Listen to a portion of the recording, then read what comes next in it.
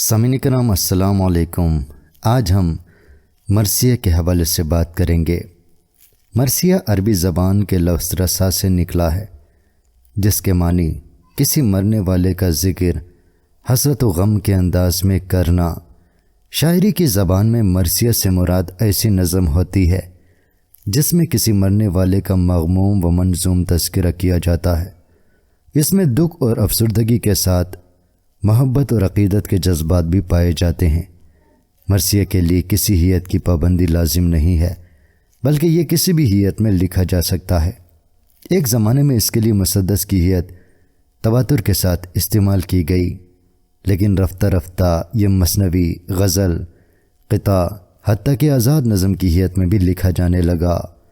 اردو ادب میں سب سے زیادہ مرثیے شہیدان کربلا کے حوالے سے لکھے گئے، اس لیے بعض لوگ صرف ایسی شاعری ہی کو مرثیہ سمجھتے ہیں، حالانکہ یہ مرثیے کی صرف ایک قسم ہے۔ موضوع و نوعیت کے اعتبار سے اردو ادب میں لکھے جانے والے مرثیے کو ہم درجہ 3 اقسام میں تقسیم کر سکتے ہیں۔ رسمی مرثیہ، یہ مرثیے کی ایسی قسم ہے جس میں بالعموم اپنے قومی رہنماؤں یا فدایان ملت کو عقیدت کے انداز میں یاد کیا جاتا ہے، خاص طور پر اپنے قومی رہنماؤں یا شہیدوں جیسے قائد اعظم علامہ اقبال، عزیز بھٹی شہید، راشد منہاس وغیرہ کی برسیوں کے موقع پر لکھی جانے والی شاعری مرثیے کی اس قسم سے تعلق رکھتی ہے۔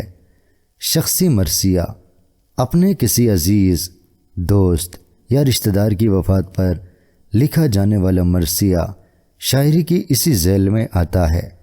اردو ادب میں ایسی بے شمار نظمیں ملتی ہیں جو اول شعراء نے اپنے کسی ذاتی قرابت دار کی یاد میں تصنیف کی، لیکن اپنے جاندار اسلوب اور شاندار تخیل کی بنا پر وہ ادب میں ہمیشہ کے لیے امر ہو گئی۔ مثال کے طور پر مرزا غالب کا لکھا ہوا عارف کا مرثیہ مطلع ملاحظہ کیجئے۔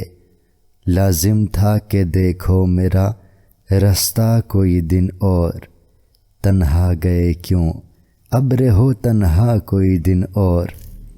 علامہ اقبال کی معروف نظم والدہ مرحومہ کی یاد میں اس سلسلے کی بڑی عمدہ مثال ہے۔ 2 شعر ملاحظہ کیجئے۔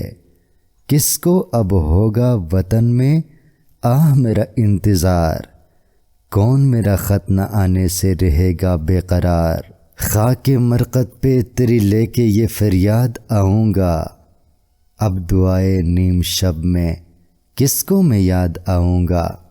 اور اسی مرثیے کا آخری شعر ہے، آسمان تیری لحد پہ شبنم افشانی کرے، سبزے نو رستہ اس گھر کی نگہبانی کرے۔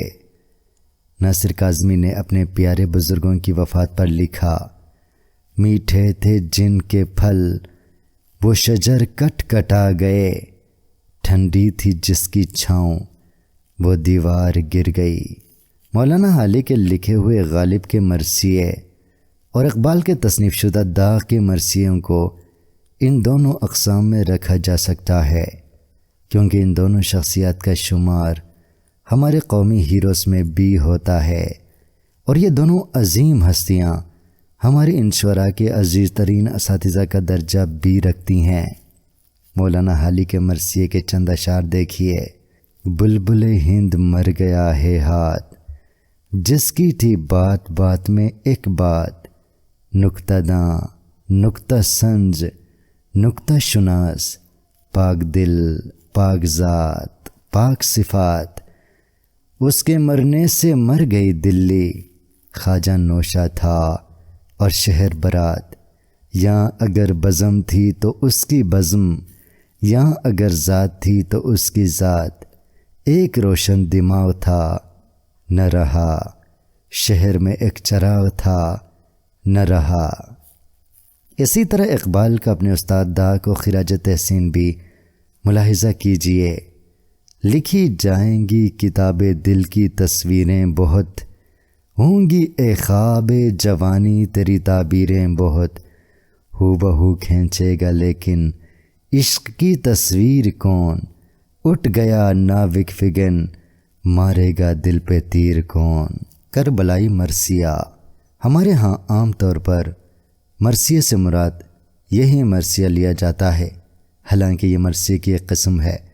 61 ہجری میں عراق کی سرزمین کربلا کے مقام پہ برپا ہونے والے سانحے کو بے شمار شعراء نے اپنے اپنے انداز میں یاد کیا ہے۔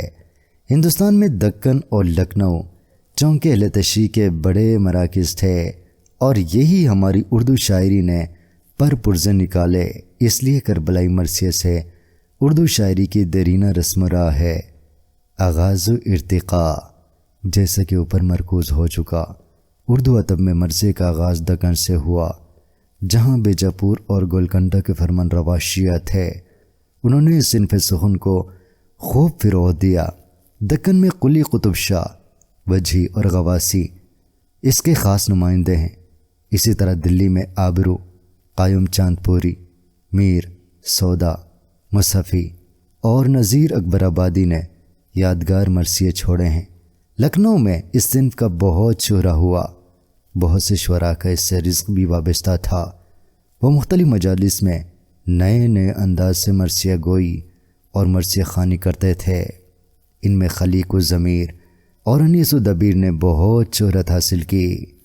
میر انیس تو کئی نسلوں سے اس پیشے سے وابستہ تھے۔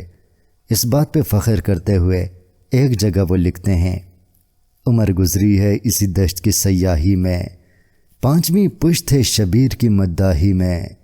شعرائے کربلا کے مناقب و مصائب بیان کرنے کے لیے خلیق و ضمیر، انیس و دبیر اور ان کے ہم عصروں نے جو مرثیے لکھے ہیں، ان کے بالعموم 9 اجزاء ہوتے ہیں۔ نمبر 1 تمہید، نمبر 2 سراپا، نمبر 3 رخصت، نمبر 4 آمد، نمبر 5 رجز، نمبر 6 جنگ، نمبر 7 شہادت، نمبر 8 بین، نمبر 9 دعا۔ ان اجزاء میں ایک مرثیہ گو کیا بیان کرتا ہے، وہ ان اجزاء کے ناموں سے ہی ظاہر ہے۔ انیس و دبیر کا زمانہ ایک ہے، اور یہی زمانہ مرثیے کا سنہری دور تھا۔ ان دونوں شاعروں نے اپنی افتاد طبع سے اردو مرثیے کو اس قدر بلند سطح پر پہنچا دیا کہ اردو مرثیہ اردو بیانیہ شاعری کا بہترین نمونہ قرار پایا۔ انیس و دبیر کے بعد دیگر شعراء میں غالب، حالی، اقبال، جوش، حفیظ، افتخار، محسن نقوی، وحید الحسن ہاشمی، قیصر بریلوی، اختر عثمان اور حسن جاوید وغیرہ کے نام لیے جا سکتے ہیں۔